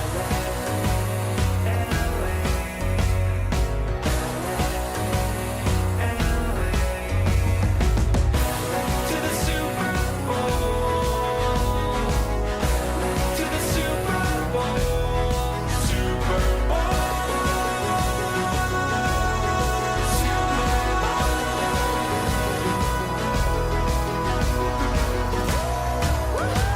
Let's do another round of shots. One more round.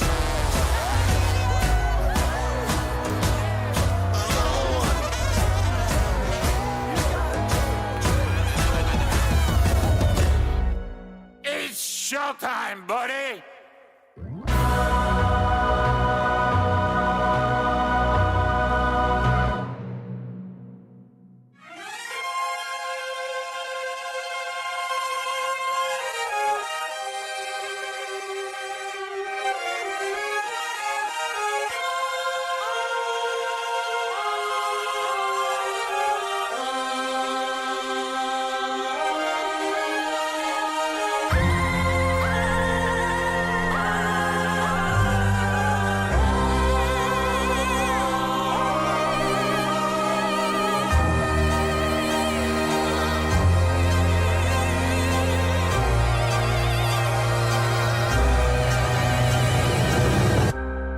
Racism, greed, trauma to brain and spine. And yet, I cannot look away. Heroes are dead. Science has their heads. Oh, is there no escape from here? I need to know. It eats my soul. Nothing stops me, NFL.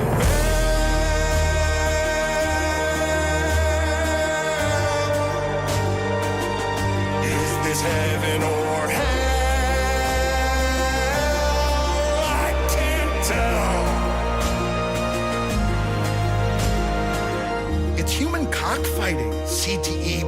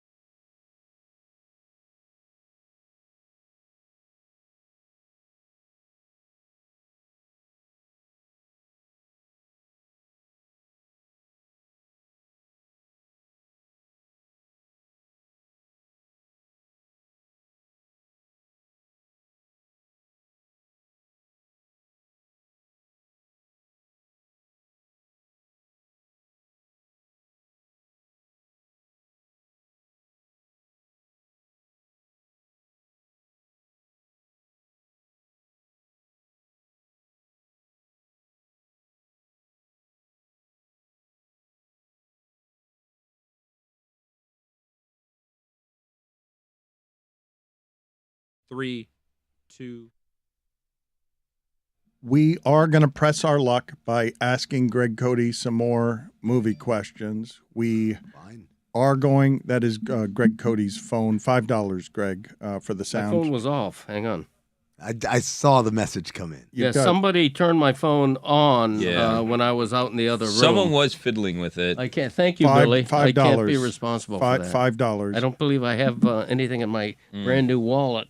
Hang on. Oh, there it is. This is a beautiful I new heard wallet. about it. Wow. Thank you. Wow. Hold that thing up. A trifold, huh? Yeah, it is. Greg, you Don't know, show your license, though. a lot of helpful people Greg, were. that's massive. That's a That's big a nice wallet. wallet, That's a right? good wallet. Big wallet, but Thank you. no space for photos, huh? No, Greg. No, I've got a couple of photos, but there's no window for them. So, Greg, a lot of people were helpfully sending in that on No Amazon for a couple dollars, you could just buy the insert to use the photos. And I intend to do that. There you go. I'm going to buy a bunch of But you them. got to get the one that like opens up like an accordion. Like, I want like that. all the way Yeah, down to the yeah. ground. I mean, I want that so much.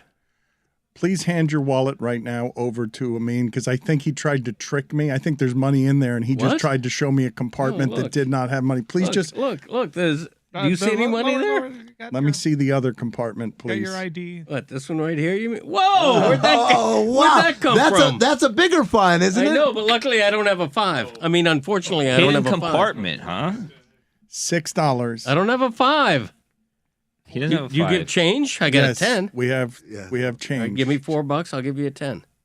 We will give you $4. There it is. Please put the $10 on the console. This is I had to explain to my kids the other day why in movies they don't show you the main character like going to the bathroom, brushing his teeth, like because that's just too boring. Why would they show all the parts of the day that don't matter? This is that version of that where we're going through this whole there's a change, put the 10 there.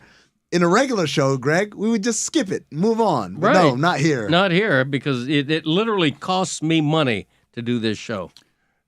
Not when you get your Back in My Days sponsored, whenever it is that you decide to do your Back in My Days and the one job that we ask you to do. Right. And when's somebody going to talk to me about that? Well, you get wonderful promotion for your show. Only when it's mentioned. The Greg Cody show featuring Greg Cody. We will play some sound from that in a moment. I just need some context, though, from you guys because I rarely have seen the kind of laughter that I just saw sort of spread throughout our entire room with a sentence I was not expecting to trigger it. So I need some of the context here for why it is to, the phrase shout out to George Floyd's family, like what it was that I was not expecting that sentence to create some laughter, but I'm assuming you guys are listening to David Guetta and his celebration of Martin Luther King. What can you give me? Yeah. You guys really shared a moment there enjoying the awkwardness of the, while America was rioting, David Guetta being not unaware of how he sounded. There are certain days in the calendar that this just comes back into your mind. It resurfaces. Juneteenth, Martin Luther King Day, Black History Month. I watch it once every day. It's really a seminal moment. And you can't get more absurd than trying to honor everything that's going on in the country at that point in time, struggling to find the words, admittedly, not in your first language. And so you do what any great artist does. You get Martin Luther King's I Have a Dream speech and you slap some bass behind it, some 808s. And then you try to find more words. And the words that come to you are, so shout out to his family. It's just poignant. And really just encapsulates so many of the ceremonial things that people did to try to help. Because David Guetta really was well-intentioned when he was trying to honor everything going on with a hell of a drop. What was funnier, David Guetta doing that or the Congress people with the kente cloth all Oh, kneeling? Jesus Christ. Yeah, Pelosi taking a knee. The knee, I laughed so hard, man. It's such a tough time in the world. And for America, actually, I'm going to go get it here. And it was because I forget who put on that event, but they must have gone to him and been like, okay, so this all is going on. It would look a little it would look a little tone deaf if we didn't do something. He goes, I got an idea. Yeah. Hey, we're MLS. we have to do something here, David Guetta. Wasn't it on a rooftop around here somewhere that he was doing it? No, that was another one. That's a different one? Guetta was It's a rooftop. the go-to assignment when we were trying to produce original content and fundraise during the pandemic. They kept going to David Guetta, and by the end of it, maybe his judgment was impaired, but he said yes to something that maybe, you know what? Probably I think shouldn't have. He tried. You can't say He no. tried. At that point, every white person in America was terrified that if they said no, it meant, oh, Yeah. so you don't care about Black lives. Yeah, So there is. had to say yes to everything. If you would have asked me before that, how is this scenario ever funny to you? Like the punchline is shout out to his family, his being George Floyd's. How is this funny? I tweeted it out yesterday. I'm like, is this dangerous? Like, I don't understand. Everyone seems to be in agreement. And that is where David Guetta actually unified during a time of division. Laughing at his awkwardness. We all got together, black and white alike, and we all found that incredibly funny. Hold on. David Guetta doing that or Gal Gadot, Imagine. Imagine. Wow. Remember Imagine? The Imagine thing was. Hey, Oh, what I'm gonna a go time. get him. Man, I'm go gonna. get him. Go and get shout out to his family. I have to go shout out I to his can't wait to be a grandfather so I can tell my grandchildren about the summer of just 2020 as a year. What a time it was, man. And hockey wanted to keep playing, but they realized they had to stop. Do you remember the Ellen video where she was Oh. crying about how sad it was to be in her mansion, her estate, Yep. because she was getting lonely there? And Yep. then people looked at her like, you have like 50 acres of land in California. Like, what are you talking about? Man, what a time. Oh, NASCAR is man. racing, and you can't even avoid it there. Is that a noose or a knot? Oh, noose or Noose or not? not. Time now to play noose or not. That was a game. Oh, my God. That sounds like something you'd find on Stupidity that Stugotz was Whoa, playing at the end. leave stupidity out of this. Play your own racist games, Dan. The Greg Cody Show featuring Greg Cody. With? What Yep. is the clip that we are playing here as part of our contractually obligated sponsorship of the Greg Cody Right. Show featuring Greg Cody? Well, we had Kornheiser on the show for a great lengthy interview, and a bunch of it was fun stuff. So I think what we're playing is him talking a little bit about the bet that he participated in between Christopher and I think. Yeah, this is very David Letterman in 2005. Hey, we have you sent us the clip. Why are you we have a- pretending we like have a you clip. haven't sent us a clip? Well, first of all, I didn't. My production staff, member of my production staff, Yeti Blanc, thank you, Yeti, for all you do. He sent along the clip, and I think he sent 2 or 3 different types, so I'm not sure which is being played. I mean, why are you making faces? I just had the greatest idea ever about the new studio. We need to set it up like Letterman. A desk, a couch. You guys will be Max Weinberg or whatever band he's got over there. Paul Schaefer. Yeah, Paul Schaefer, my bad. Fine. And the shipping container just on the side holding instruments even though they don't play any instruments. And Dan, you got to do a monologue to start the show. Yeah, I like You that. got to rock back and forth on your feet and, Yes. and chuckle at your own little jokes. And then Greg comes out from behind a curtain and waves to the crowd and then sits down on the couch, takes a deep, vigorous sip of his beverage. I like that. Crosses his leg and then asks, do we have a clip? That's right. And we need a big Johnny Carson style curtain. Yes. That Dan would walk Then through. if it works, you invite him over. It's like Yeah. a whole thing. Big yeah. velvet curtain. The greatest idea ever, huh? Greatest. Why can't you just say the idea? It was a instead great of idea. Selling it as this is the best idea anyone's ever had. I mean, I was actually thinking, and maybe you can help me out on this, but you've kind of like let the cat out of the bag now. I was thinking of setting up my like own Zoom like at home situation, like setting up a desk like that, and then just having like empty chairs next to it, and then whenever we're talking on Zoom or Mystery Crate or whatever. You're just joining me like in a room where I'm sitting at a desk with empty chairs next to me as though they're supposed to be guests. I see. Here's what you do: you grab the stuffed animals from your kids' room and you put them, and they're the guests. They're there, and then you get like a little bear. We call him Bear McMahon or something like that, Uh-huh. right? Like it. Andy Bearter or something like that, right? We'll figure out the bear punch. I stand corrected. It is the greatest idea ever had good by idea. anybody. Yeah. Thank you, Let's play the sound of Greg Cody being surprised by some of the sound that he sent us. Here's the deal. Do you win the bet? Your kid's sitting there. Do you win the bet? That's all I care about. Well, yeah. And in fact, let me give you the big results. We had an all-star panel of jurists. We had Sarah Spain, we had Tim Kirchin, and we had Miami zookeeper Ron McGill. Those are the best jury ever assembled. It was not unanimous, but you officially appearing on our podcast won 2-1. So congratulations. I appreciate that. You appeared. So it's a split decision. Yes. Well, you got majority, though. You got the majority. That's right. Okay, so I win. Yes. So let me ask you a question. Yeah. You work with your dad. Your dad's a sports writer, sports guy. You work with your dad. My son works with me. I'm a sports writer. I'm a sports guy. Why don't you call my son and say, am I stupid making this bet? Because I'm going to side with your father. I know. Thank you. I'm going to do that. Can we make the clip shorter and better? Whoa. Wow. God damn. He didn't even know there was a clip, Wow. Dan. Jeez. Just going forward. That was Greg didn't know there was a clip. That was a little hard. That's on Yeti. Whittingham, let's ask Greg Cody. Let's close this out today by asking Greg Cody some more movie questions. No, I'm not going to do it now. No, I'm upset. I'm not going to do it. Whoa. Nope. Because we criticized the clip, or because we laughed at you for not getting the first answers? I don't enjoy the criticism of that clip. It personally, not to throw your producer under a bus, it's not the clip I would have played personally. But what is the clip you would have played? Well, Tony Kornheiser, took a lively shot at Dan Le Batard, which I thought was. Do we have that clip? Funnier. Do we have that? Was funnier to me. Do you want to be surprised by that clip now? I have no idea whether you have it or not. I mean, if you did, that's the clip that I would have played. The Greg personally. Cody Show featuring Greg Cody. You can. Do we have that clip? Can our producers scamper now and insulted Greg Cody to play the clip he would have preferred?